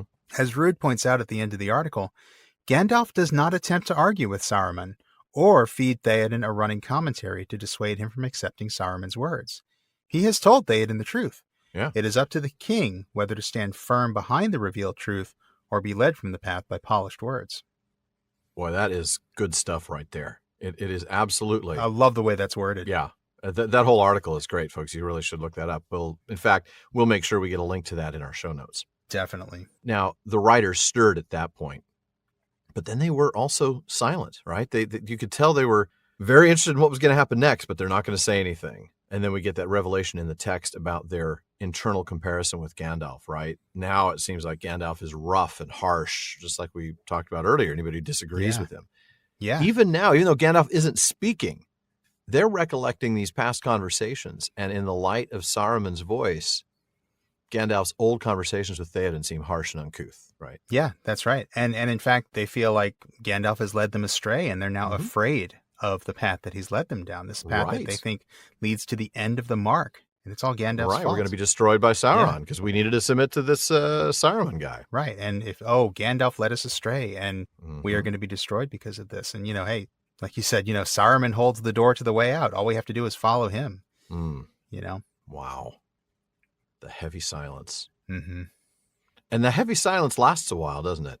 It does. It seems like it does, because we get a paragraph ending on the silence, and then we have somebody breaking in suddenly. Yeah. Not anybody we'd be surprised by. I'm going to go ahead and pick up there then. It was Gimli the dwarf who broke in suddenly. The words of this wizard stand on their heads, he growled, gripping the handle of his axe. In the language of Orthanc, help means ruin, and saving means slaying. That is plain. But we do not come here to beg. Peace, said Saruman, and for a fleeting moment his voice was less suave, and a light flickered in his eyes and was gone. I do not speak to you yet, Gimli, Glowin's son, he said. Far away is your home, and small concern of yours are the troubles of this land. But it was not by design of your own that you became embroiled in them, and so I will not blame such part as you have played. A valiant one, I doubt not. But I pray you, allow me first to speak with the king of Rohan, my neighbor, and once my friend. What have you to say, Theoden King? Will you have peace with me, and all the aid that my knowledge, founded in long years, can bring? Shall we make our counsels together against evil days, and repair our injuries with such good will that our estates shall both come to fairer flower than ever before? Still Theoden did not answer. Whether he strove with anger or doubt, none could say. Oh boy. Tense moment. Yeah, and not surprisingly, of course it's Gimli who breaks the silence. Of course it is. And I love his observation. Obviously, Yeah. Saruman's words and their power have no effect on him here, right? Yeah. I mean, he's not one of the targets. Exactly. I have to think it's because he hasn't been targeted. Yeah. And he sees right through it. He sees through the juggler's trick, right? Mm-hmm. Yeah, so he says that his words stand on their head, by which he basically just means they're the opposite of what he means. Right. And Gimli says, here, let me pull out my Saruman to English dictionary. Help means ruin, and saving means slaying. Is this anything like the Hungarian to English? It's a lot more PG. It's a lot more PG, thankfully, yeah. Of course, Saruman is none too grateful for the interruption. Notice, and we see this, it's for the first time here, but it's not for the last time, that his powers seem reduced when he loses his temper. Yeah, very much so. Yeah. We start to see the cracks come through when he loses his temper. Mm-hmm. And then he kind of brings it back in, and he kind of gets back in character. Yeah, he only lets out the one word, right? Right. And then he points out, hey, Gimli, I know you're not from around here. This place, these are no concern or small concern of yours. Yeah. You don't know any better. It wasn't your fault. And you probably were very valiant in the battle. Right. Please, oh, please, let me talk to my neighbor in peace. Yeah. Yeah. Pretty please. Basically not quite saying go back to Erebor, but pretty much. Close to it, yeah. Yeah.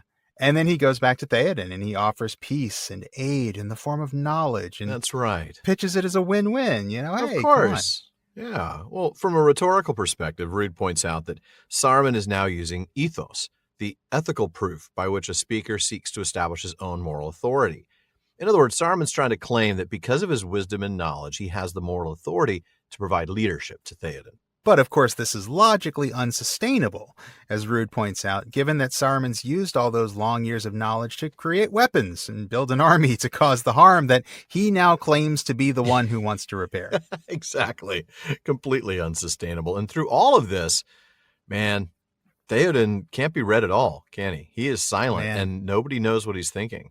And the suspense is killing everyone. Oh, the writers especially. They are beginning, I'm sure, to freak out here. We know how afraid they are. Yeah. Right. But Éomer, on the other hand, he's not lumped in with those other writers who are afraid, is he? No. And that's where you're going to pick up. Éomer spoke. Lord, hear me, he said. Now we feel the peril that we were warned of. Have we ridden forth to victory, only to stand at last amazed by an old liar with honey on his forked tongue? So would the trapped wolf speak to the hounds if he could. What aid can he give to you, forsooth? All he desires is to escape from his plight. But will you parley with this dealer in treachery and murder? Remember Theodred at the fords, and the grave of Hama in Helm's Deep. If we speak of poisoned tongues, what shall we say of yours, young serpent? Said Saruman, and the flash of his anger was now plain to see. But come, Éomer, Éomen's son, he went on in his soft voice again. To every man his part. Valor in arms is yours, and you win high honor thereby.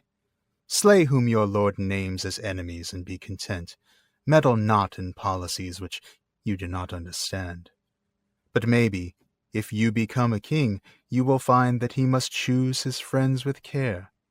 The friendship of Saruman and the power of Orthanc cannot be lightly thrown aside, whatever grievances, real or fancied, may lie behind.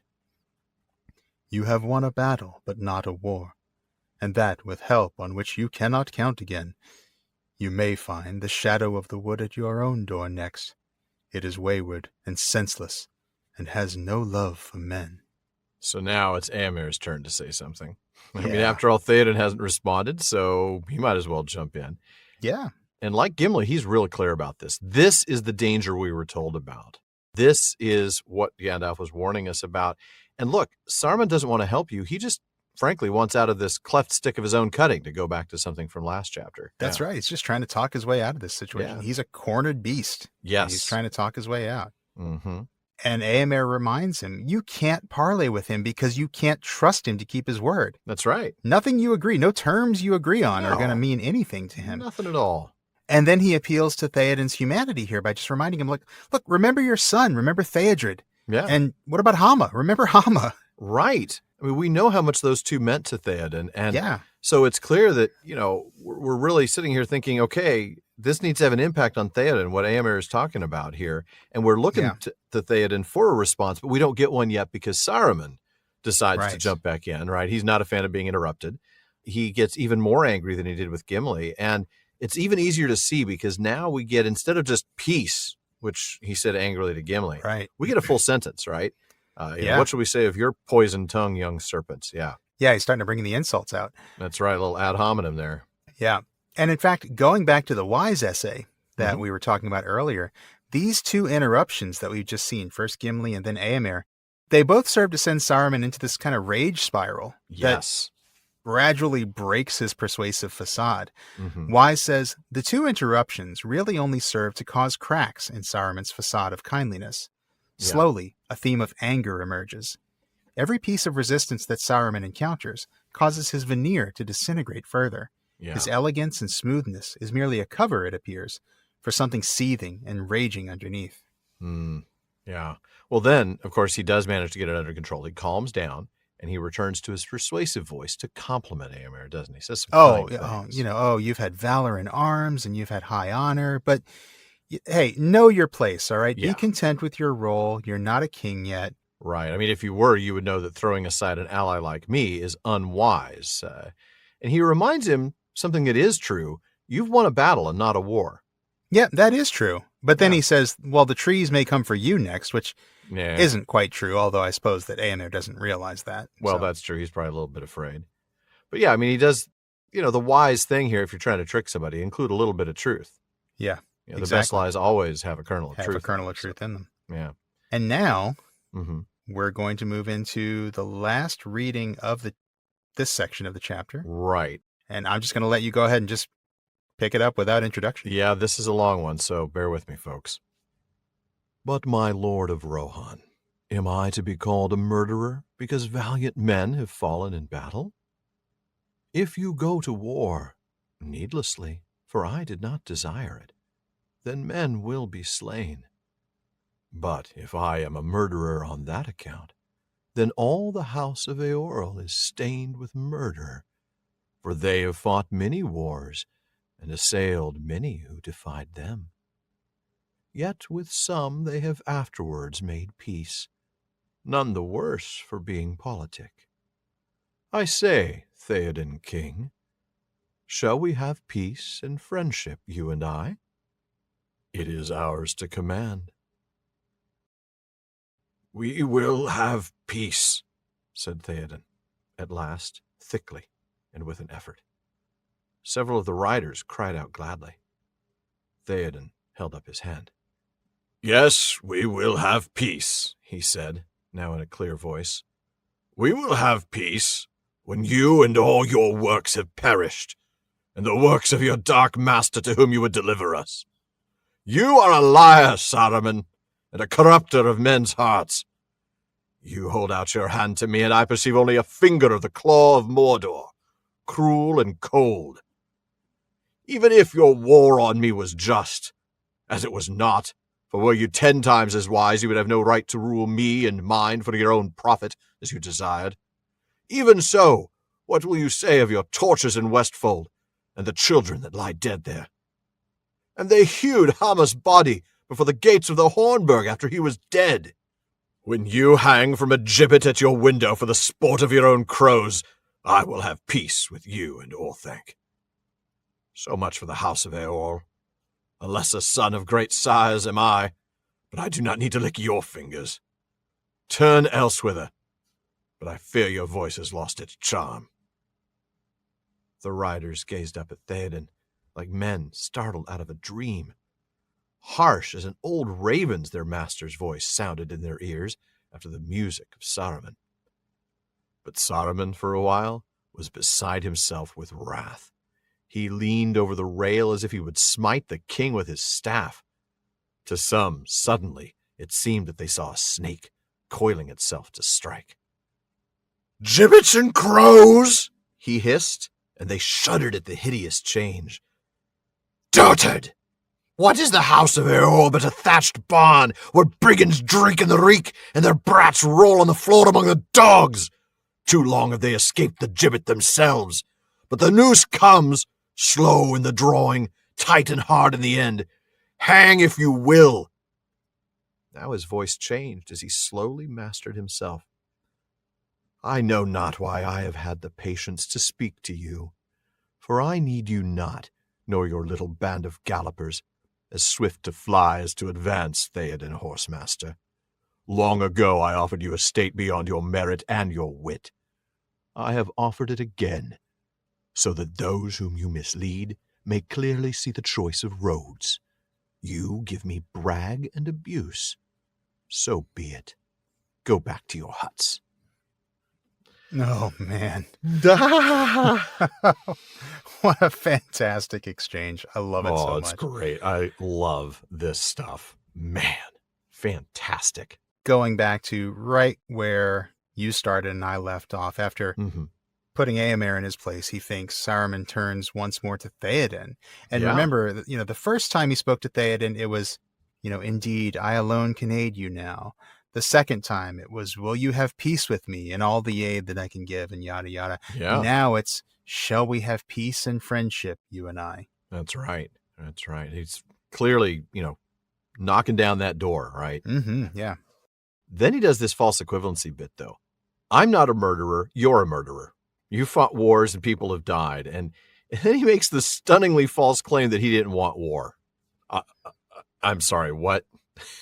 How are we supposed to believe I did not desire war? Then why did you attack us several times then? I guess he didn't really want war. He just wanted you to roll over and immediately submit. Yeah, I guess so. I don't know. That's ridiculous. Yeah. Well, returning to our rhetorical analysis again, Saruman is now relying on logos, or reason, as he tries to defend himself against Éomer's charge that he's a murderer. Ruud actually provides a summary of Saruman's version of Éomer's accusation, basically being, all those who cause the deaths of men through war are guilty of murder. Saruman has caused the deaths of valiant men by making war. Therefore, Saruman is guilty of murder. But Ruud points out that Saruman has intentionally misstated Éomer's major premise. Given that Éomer has slain many in war himself, Éomer is not saying that anyone who has killed men in war is a murderer. In fact, he's distinguishing between offensive and defensive wars, as well, most likely, as military versus civilian deaths, as we see mentions of those. So he's twisting his words and his meaning. Oh, he absolutely is. And then he reminds the king that, look, the Rohirrim have made peace with enemies before. Come on, we can do that again, right? That's right. We can get past this. And then he makes his final plea. But, in making this argument, he really includes a major flaw. And Ruud describes Saruman's argument here similarly to what you just talked about. Some of those on whom the Rohirrim have made war have become useful allies in peace. Saruman is someone on whom the Rohirrim have made war. Therefore, Saruman will become a useful ally if the Rohirrim make peace with him. But catch that. Saruman has said that only some of the former enemies of the Rohirrim have become faithful allies. So the conclusion that Saruman would be a useful ally if they make peace is simply an invalid deduction. It can't be relied on. It's just not true. It's like, well, I'll be useful, of course. Yeah. I'll be just like the ones that were useful allies. Right. Not like the ones who were completely faithless. No, that won't be me at all. Of course not. No, we trust you. Yep. Yeah. And so after presenting his case, Theoden finally speaks. Yeah. And at first, it's hard for him to speak. It's really hard for him to get this initial response out thickly and with an effort, we're told. Mm-hmm. And then, the first bit he says is, we will have peace. And of course, the writers who are persuaded by Saruman here, they're like, yeah, fine. All right, we're great. Gonna have peace. We're going to listen to this great guy. This guy's awesome. Let's do it. Yeah. Woohoo. But no, he is not done. Theoden is not done. And I love the way he delivers this. He doesn't start out with, no, I'm not going to listen to you. No, we're not going to have peace. He says we'll have peace. We'll have that peace when you are dead and your works have been destroyed and the works of Sauron to whom you would deliver us. I love this. Your hand is just a finger of Mordor's claw. Oh. Yeah. Man, I love that because it makes Saruman totally small in comparison to Sauron. Yeah. It's not just, you're allied with Sauron. You're just a finger on the claw of Mordor. Right. Yeah. And, the writers may not like this, but I'm sure standing up and cheering at this point. Oh, I know. This is such a moment. It is such a moment. And Theoden doesn't let up. He's on a No, roll he doesn't. at this point. He is on a roll. You're right.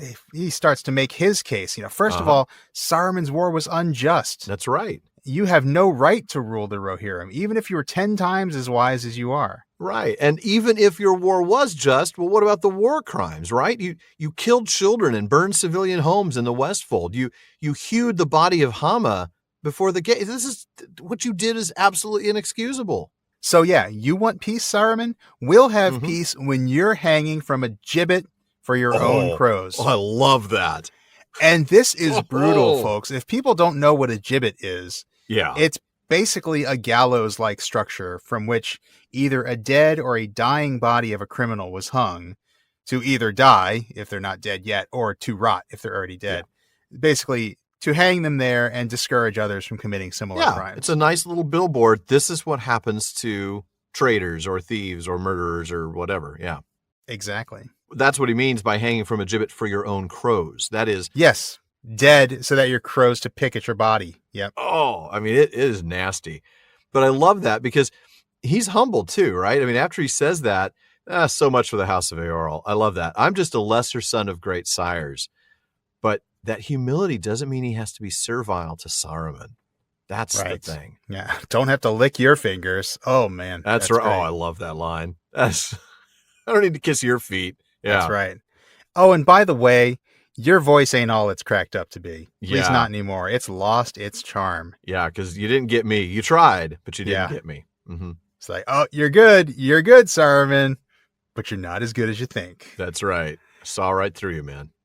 But the reactions. Oh, I know. Man, the reactions. People are freaking out here. The writers are completely startled. They hear his voice and he sounds like a harsh raven. They just can't even stand it. Oh, what are you doing, Theoden? What are you doing? You're rejecting this guy. This guy could give us so much. He could totally save us, but you're rejecting him. But the writer's reaction is one thing, but it's Saruman's reaction that gets our attention. Beside himself with wrath. Oh, like a snake coiling to strike. Yeah. Oh, listen to the alliteration in that sentence. To some, suddenly it seemed that they saw a snake coiling itself to strike. Boy, you're not kidding. Yeah. That's crazy amount of alliteration. Not kidding at all. All those hissing sibilants. And then we actually get Saruman hissing in the next sentence. Yeah. Gibbets and crows, he hissed. Yeah. Yeah. And at this point, Saruman's voice has lost pretty much all of its charm. I mean, they shuddered at the hideous change. Mm-hmm. That's not just Theoden and Gandalf. That's the writers too now. Right, exactly. He's alienated them. Right. He's no longer persuaded them. They are out from under his spell because of this hideous change. Right. And he goes in for more insults, doesn't he? Oh, yeah. Yeah. What does he have left? Yeah, that's pretty much it, right? He calls him a dotard, which is not just an old person, but somebody who is either physically weak or more often somebody whose mental abilities are reduced. So he's basically calling him a senile old man. Right. And then he proceeds to this verbal assault on the House of Eorl. Oh, man. You live in primitive housing, brigands drink in the reek.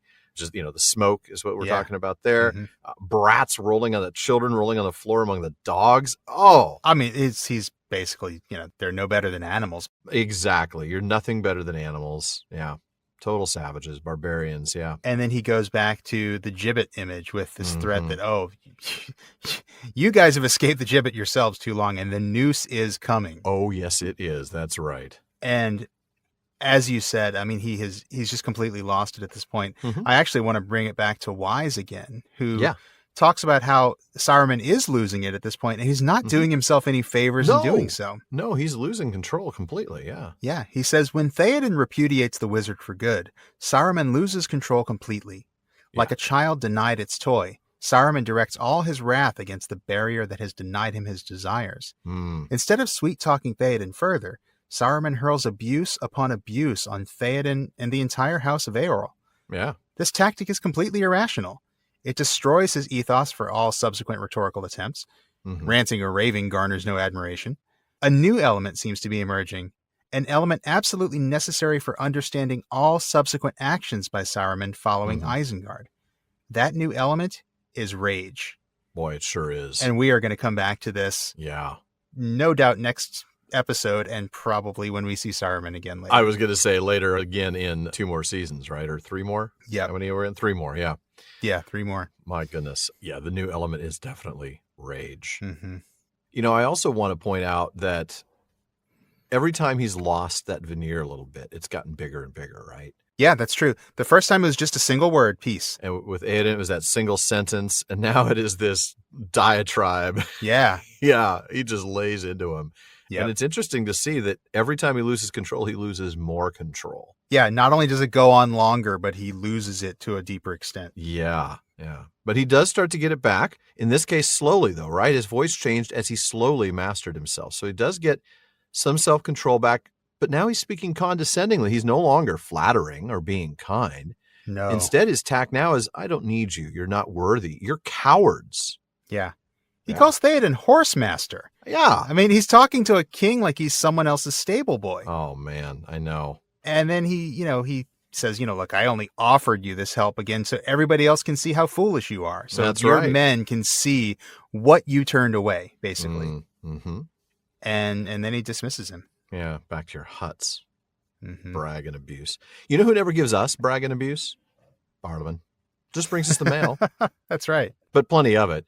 And when we're done with that tonight, well, the talk still continues all night long at the Prancing Pony. That's right. Our awesome listener community keeps the conversation going in all of our social media spaces.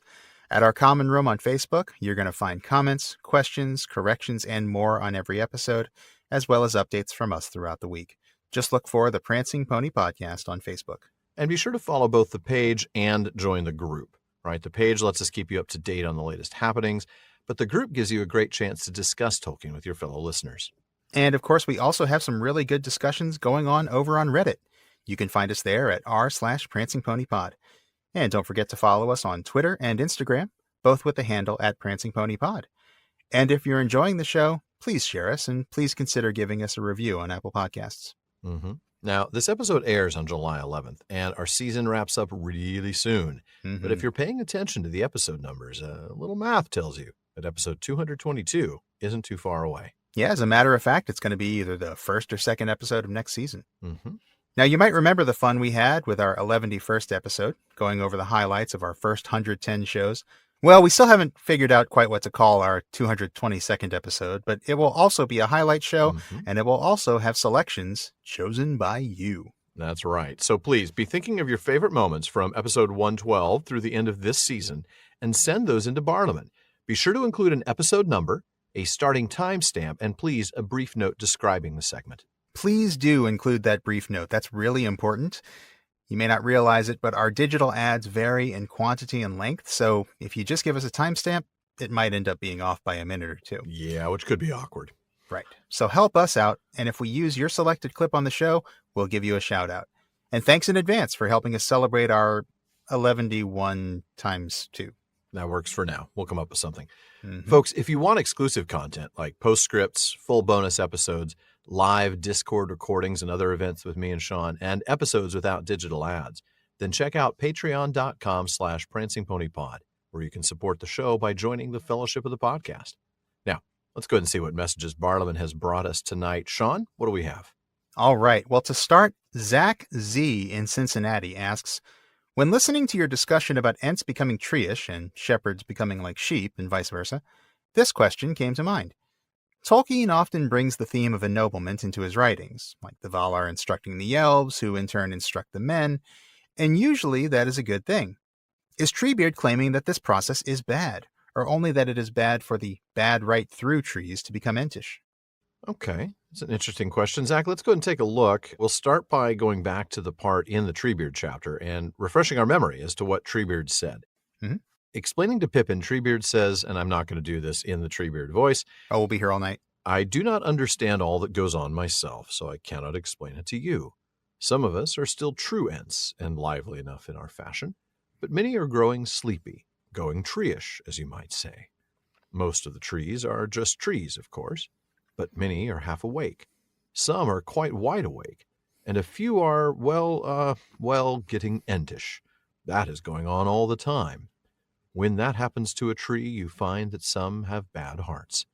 Nothing to do with their wood, I do not mean that. Why, I knew some good old willows down the Entwash, gone long ago, alas. They were quite hollow. Indeed, they were falling all to pieces, but as quiet and sweet-spoken as a young leaf. And then there are some trees in the valleys under the mountains, sound as a bell, and bad right through. That sort of thing seems to spread. There used to be some very dangerous parts in this country. There are still some very black patches. Now, the question, though, about that passage, trees getting entish, is Treebeard talking about this process as though it's ennoblement, right? Zach mentions the Valar instructing the elves and ennobling them and so on, that they instruct men, ennobling them. But is that what's going on here? I got to tell you, Sean, that's not how I'm reading this passage. Yeah, I don't know. I'm not sure. I kind of want to talk through it a little bit, and let's see where we end up. Okay. So first of all, I'm struck by the fact that Treebeard isn't talking about any kind of outside force driving this, like Zach's example of the Valar to the elves or the elves to the men. Right. Treebeard is making an observation about something intrinsic and some sort of natural tendency for Ents and trees to become more like each other over time because they're so similar to begin with. Fair. And one thing that leads me to this conclusion is the fact that Treebeard talks about this happening in both directions, right? So if we consider a tree becoming entish to be ennobled, then we have to consider that in the opposite direction as well. We have to consider an ent becoming tree-ish as being unennobled. True. And the thing is, we don't tend to talk about unennoblement in Tolkien. No. As evidenced by the fact that I don't even have a really good word for it. Yeah, unennoblement is not the word you're looking for, right? No, it's not. These aren't the words you're looking for. These aren't the words you're looking for. Now, we do see characters fall, but when characters fall, they don't become lesser beings, if I can make air quotes when I say that, as a result of that fall. No, you're right. I mean, like Feanor's fall didn't result in him becoming a mortal man, or Melkor's fall didn't result in his changing from being an Ainu. I mean, sure, he's a fallen Ainu, but he's still an Ainu. Right. And now Melkor makes me think of something else, which is that we do see a lot of corruption. Okay. So is that maybe unennoblement? Maybe. Let's think that through. Yeah. So Melkor corrupts the elves to make orcs. Now, we've speculated that probably over time that robs them of their serial longevity. That does make them lesser beings in a manner of speaking, of a sort, I guess you could say. But I feel really bad overgeneralizing that, frankly, because first of all, I have deep-seated issues with the whole concept of lesser beings. I just feel like it's been used to justify some really horrible acts in the real world, and I don't even really want to. I'm sorry I used those words to begin with. It was a thing in medieval literature, and I think that's probably where Tolkien gets the idea from. Just Google the concept of the Great Chain of Being if you're interested in this, or check out Dimitra Fimi's book, Tolkien, Race and Cultural History, because she talks about this. But anyway, I guess let's just kind of move past that and let's just talk about corruption. Sure. I guess I would say that even Tolkien struggled with the metaphysical implications of orcs being corrupted elves, as we've said like 5,000 times on the show. Like, yes, we have. That's true. Tolkien seems, in the end, to have believed that fall or corruption doesn't fundamentally change the nature of any creature in Middle-earth, which is why he struggled with the idea that orcs were corrupted elves. Yeah. And I know you kind of said that, Alan, but I just kind of wanted to put that out there very specifically before somebody else did. Hey, what about orcs? Oh, yeah. No, that's fair. That's fair. I mean, it makes sense, but I have to say, I'm not sure that we can look at this tree to ent, ent to tree metamorphosis through the same lens as we do that idea of either ennoblement versus unennoblement, or if we want to call it ennoblement versus corruption. I agree. And there's a couple of reasons why. I think for one thing, as we said, there's no outside force that's doing it. Right. In most examples of ennoblement or corruption, all of them that I can imagine. I think you're right. Yeah, all of them. We see someone else doing it. It's Melkor or Sauron or the Valar or elves. If someone's being ennobled or corrupted, somebody's doing the ennobling or corrupting. Right. The other thing, though, is that going tree-ish is not presented as a corruption. It's just something that's happening. It's not a bad thing or a good thing. It's just a thing. Yeah, there's no value judgment to it. You're right. Right, exactly. And you could argue that, maybe Treebeard is just being stoic about it. He's not passing judgment. But Treebeard is certainly quick to pass judgment on evil influences in his forest. You would think that he would pass judgment on this if it was something it was bad. A bad thing, right. Yeah. I mean, he does kind of talk about it as it's sort of a sad thing in a way, that, he's gotten sleepy and, we're not going to get him out. But sure. But that's more about the results. Like, well, we'll miss out on having him in this battle. It's not like it was a mistake for him to go tree-ish. He's not passing judgment on I was going to say the decision, but it wasn't necessarily a decision, right? Whatever it was that caused him to go tree-ish, it just happened. Right. But I want to point out two more things, right? Treebeard says many Ents are growing sleepy and going tree-ish, while a few trees are getting Entish. Well, let's parse this real carefully, and I know we do that here. We see two things. First, the trend is largely downward. Many Ents becoming tree-like, but only a few trees getting Entish. That's one element to this. But the other thing to note is that Ents aren't becoming trees, and trees aren't becoming Ents. Some of each are just becoming like the others. Right. Yeah, and that's really important. I mean, Ents cannot stop being Ents. They've been given independent spirits from their creation, as Manwe said to Yavanna. Right. And trees can't become Ents for the exact same reason. Right. And that actually reminds me of ennoblement. So Yeah, I'm coming back to that now. Sure. Because ennoblement and corruption don't change the fundamental nature of those beings either. Like you said earlier, Feanor doesn't fall or get corrupted and suddenly turn into a mortal man. No. The Edain were ennobled by their contact with the elves. There's the cultural contact, and there's the bow chicka wow wow contact. And they became very elf-like. Yeah. But they were not elves. That's right. And even the kings of Numenor, who had elvish blood, could not become elves, much to their chagrin. Mm-hmm. Just like wicked men could be corrupted by serving alongside orcs and breeding with orcs, quite possibly, but they're still fundamentally men. Mm-hmm. So with all that, maybe I can get behind the idea that trees becoming Ent-like is a kind of ennoblement in a very broad sense, but I think it's fundamentally different because no one's doing it. Yeah, the Ents aren't ennobling those trees. Right. It's just happening due to contact. Yeah. I think to go any further, to like try and parse it out any further, I think it's really all about semantics. Mm-hmm. I do kind of stand by the conclusion that Ents becoming tree-ish is definitely not corruption. Fair. And unennoblement just usually isn't a thing in Tolkien except through corruption. Mm-hmm. Yeah. Although, well, okay. All right. Got another one here. Okay. What about the Gondorians? You've got the Gondorians who become middlemen after prolonged time in Middle-earth. Is that a kind of unennoblement? Well, that's an interesting question because you're right. They go from being high men to middlemen. But first thing is, I'm going to say that's a generational thing, though, right? I mean, it's not as though Gondorian Joe becomes a middleman after hanging out with ordinary men in Middle-earth. That's a very good point. It's that over time, through the process of intermarriage and a weakening of the bloodline, that Gondorian blood becomes intermingled with the men who had not been ennobled. Mm-hmm. So that doesn't really, I guess that unennobles them in a way. It makes them less ennobled because they have blended and mingled with. But it doesn't unennoble an individual. No, one individual guy has not become unennobled. Right. Just because he hangs out with these other men. And with the Ents and trees, that's what we're talking about. We're talking about individual entities. That's true. Not generational, like, oh, this generation of trees is becoming like Ents.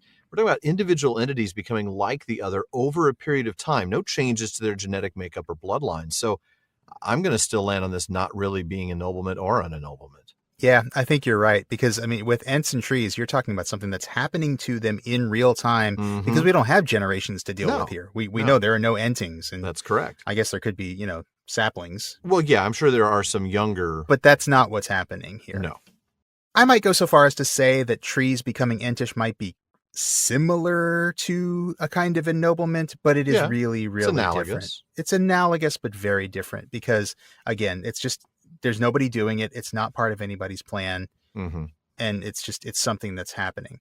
As for Ents becoming tree-ish, it's definitely not corruption because it's not presented as a bad thing. Right. And like you said, it's not really unennoblement in that sort of Gondorian sense, partly because, well, like we said, the generational thing, but also because the Ents weren't really ennobled to that status in the first place. There was no point. It wasn't like they were trees that were enhanced and then that enhancement is slowly reducing to zero. That's a good point. Yeah. So anyway, all that said, fantastic question, Zach. It is. Yeah. I think we've had quite an interesting discussion about it. Mm-hmm. I don't think that Treebeard is passing judgment on the process at all. I don't think he's saying it's a good or a bad thing. I think he's just observing that when bad trees gain additional power, that's a bad thing. Yeah, just like that's fair. Some men, even among the Numenorians and the Dunedain, were found to have bad hearts in the Second Age. They were ennobled, certainly, but they used that ennoblement for evil. Yeah, I mean, Ar-Pharazôn, for instance. I mean, clearly ennobled, exactly. he lived to be lived a very long time, just like all the other ennobled Right. men. But he used that power for evil. So yeah, it's a bad thing when a bad character gains more power. Right. I think that's really all Treebeard's saying. Yeah. Yep. Wow, that was a great question, though. It was. Thank you, Zach. A lot of fun. I don't know, Alan, what do you think? We have time for one more? Maybe a short one? I think we could squeeze one more in.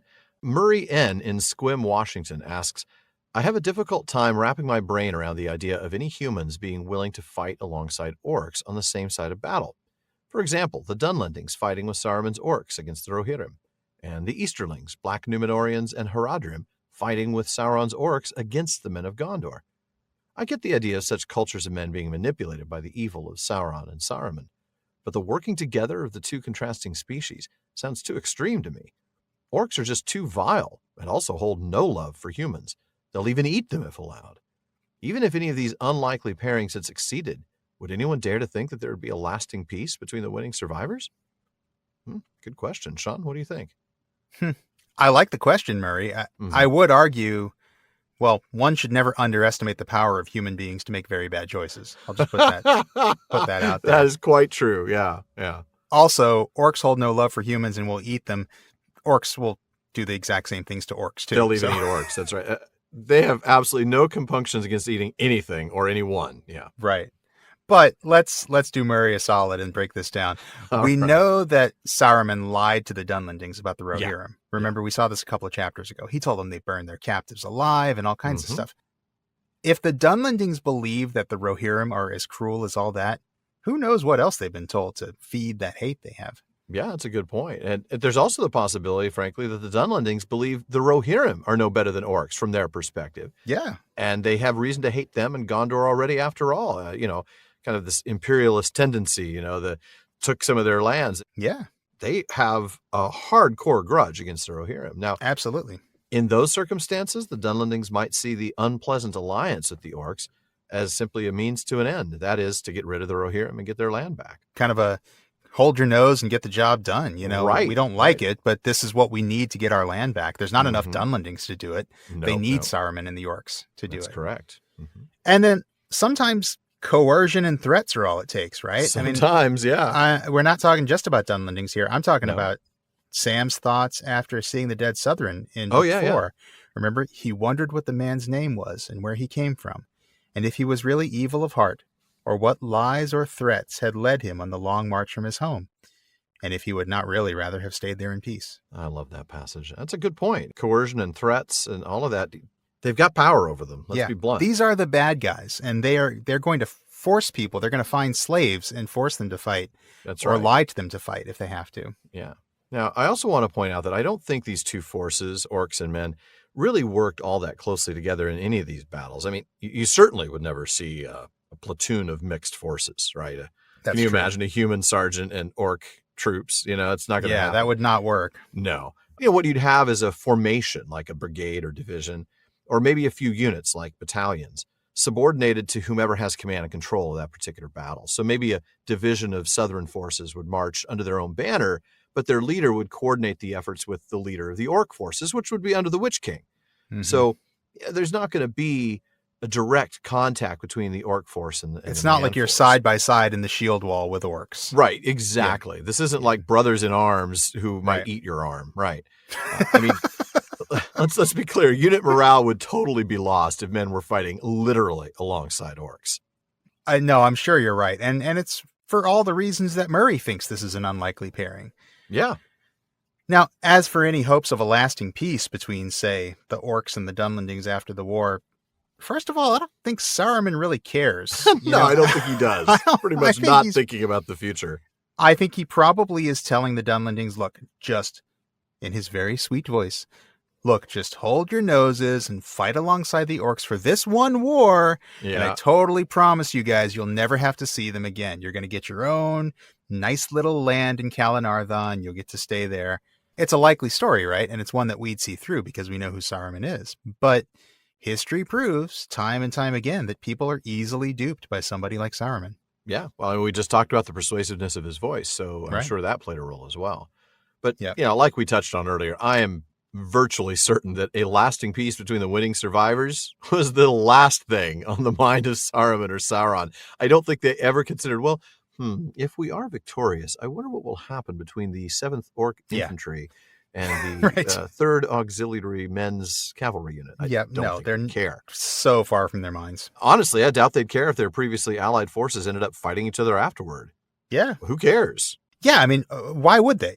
No. It's no skin off their back. Exactly. I mean, Sauron can always make more orcs. Right, exactly. And if all the good guys are gone, well, you don't really need all these mouths to feed anyway, right? That's true. Fewer mouths, fewer resources. Absolutely. Well, folks, that does wrap it up for another episode of the Prancing Pony Podcast. But please be sure to join us again next week when we take a look around for the keys of Barad-dûr itself. Have you checked in the couch cushions? That's usually where I put those little tags on there, but my app's not working. The Bluetooth is... Can't ping them. No. Well, folks, as always, we want to take a moment to thank some truly important people, our patrons at the Círdan's contributions here.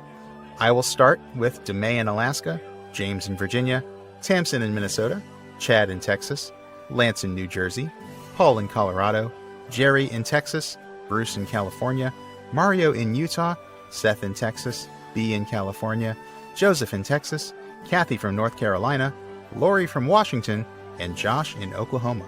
And then we have Carlos in California, Brian from the UK, Cameron in Nevada, Ned from Connecticut, Jerry from Washington, Nick from Wisconsin, Ryan from Alaska, Paul from Buckland, Joe in Washington, Ryan in Illinois, Erwin from the Netherlands, and Lucas in Germany. Thank you all so much for your support. We also want to thank the team that helps make this show better. That includes our research assistants Tanya Plushkova and Thomas Karat, and our barleman, Becca Davis, producer Jordan Rennells, social media manager Casey Hilsey, event and Patreon community coordinator Katie McKenna, and website guru Phil Dean. This show would not be what it is without our supporters and our teammates, so thank you all so much. Yeah. Now, folks, be sure you don't miss any episodes of the Prancing Pony Podcast. Subscribe to the show through Apple Podcasts, Spotify, or your favorite podcast app. And one last thing, as always, don't forget to send your thoughts, comments, and, well, most of all, gibbets and crows to Barleman at prancingponypodcast.com. Please, no Saruman bodies hanging on them. No. Barleman is a lot more reliable these days, but we do get a lot of mail. So we'll get to you as soon as we can, and your question or comment may be featured on a future episode. Now, as always, this has been far too short a time to spend among such excellent and admirable listeners. But until next time, farewell, friends.